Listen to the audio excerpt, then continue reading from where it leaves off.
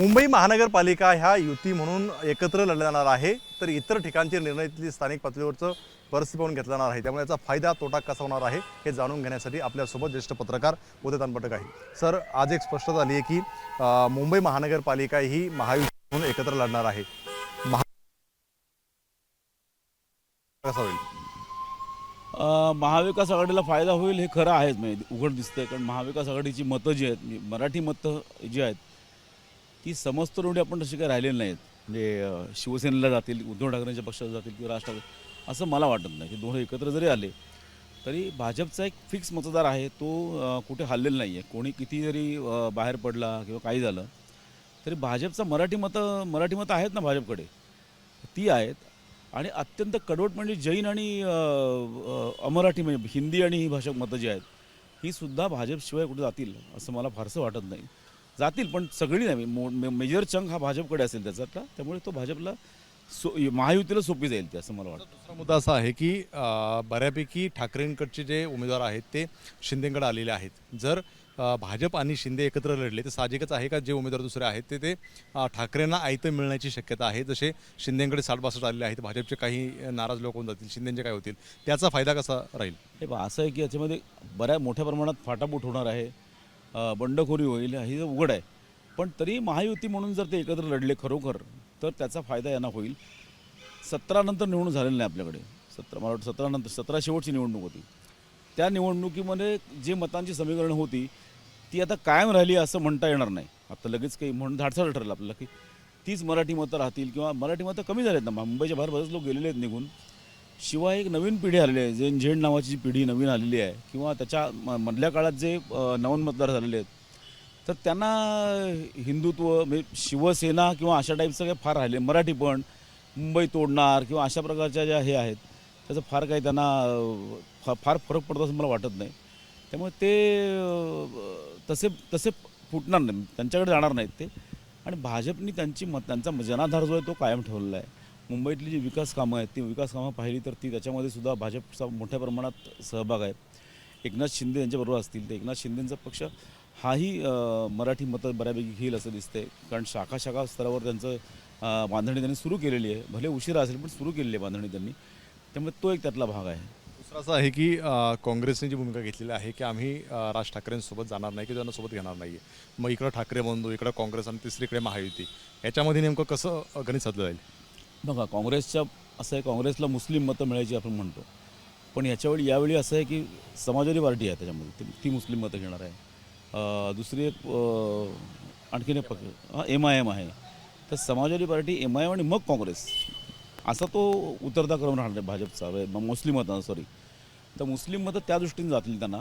आणि मग उरलेली शिवसेनेकडे येते ना, पर्याय खूप आहेत मुस्लिम मतांना। उद्धव ठाकरेंचा पक्ष जो आहे तो सुद्धा शिवसेना मुस्लिमांना एक पर्याय असू शकतो, तो आहे।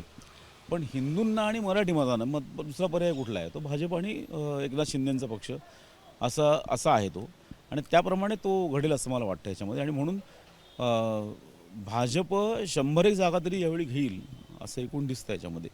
एकनाथ शिंदे त्याच्यामध्ये त्या जोडीला येतील, त्यांचं आता किती जागा, कारण नवीन टेस्टिंग आहे त्यांचं, तर तो एक बघता येईल त्याच्यामध्ये, तो घेता येईल। त्याच्यामधून आता उद्धव ठाकरे महाविकास आघाडीतून बाहेर पडतील, कारण काँग्रेस जर म्हणत मनसे आम्हाला नको आहे आणि जर त्यांना मनसेला सोबत घ्यायचं असेल तर मग उद्धव ठाकरे बाहेर पडतील का? आणि शरद पवार हे काँग्रेससोबत लढायला चांगले राहतील की ठाकरे बंधूंसोबत? उद्धव ठाकरे बाहेर पडतील का, तर पडलेले ऑलरेडी।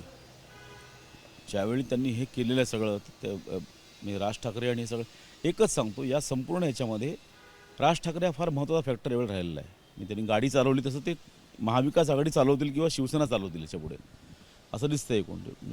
सेंटर ते राहतील, भले त्यांना किती यश मिळेल, मतांची मतं किती मिळतील हा पुढचा भाग झाला, पण त्यांचा तो सेंटर ऑफ ग्रॅव्हिटी किंवा सेंटर ऑफ न्यूज राहतील ते यावेळी नक्की।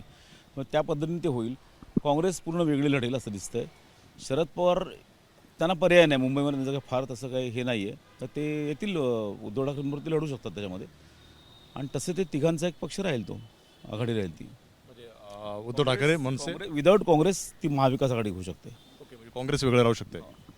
दुसरं असं आहे, मुंबईचा हा काँग्रेस तर वेगळी राहील नसतं। हे बघा, आत्ता परवा शिष्टमंडळात सुद्धा काँग्रेस प्रदेशाध्यक्ष गेलेला नव्हता, त्यांचे 2 नेते गेले होते, त्यामुळे त्यांनी ते बाजूला स्वतःला बाजूला ठेवलेलं आहे। जसं यांच्याकडे महायुतीमध्ये अजित पवारांनी थोडंसं आपलं अंतर ठेवलेलं आहे शंदोनाडा प्रकरण सगळ्या ह्याच्यामध्ये, तर तसंच ते काँग्रेसने पण केलेलं आहे. त्यामुळे ते त्यांना तो एक फेस सेव्हिंग राहतो, ते बाहेर पडतील असं दिसतंय. पण याचा फायदा काँग्रेसला होईल का वेगळं रडलं तर? काँग्रेस गमावणार काय त्यांच्याकडे आता मुंबईत तरी काय नाही ना, फायदा होईल थोडासा. शून्यातून काय वरती जायचं त्याचं आहे ना तो विषय. त्याच्यामध्ये मुस्लिम मतं जी आहेत विशेष मुस्लिम दलित अशी जी मतं आहेत त्याच्यावर त्यांची भिस्त असेल. आणि जो पारंपरिक काँग्रेसचा वोटर राहिला आहे का नाही माझ्या मनात शंका आहे. म्हणजे पूर्वी असे पूर्ण घरच्या घर काँग्रेसचं असायचं, पूर्णपणे त्या विचारांचं असायचं, तसं राहिलं आहे का नाही याच्या मला जर शंका आहे याच्यामध्ये.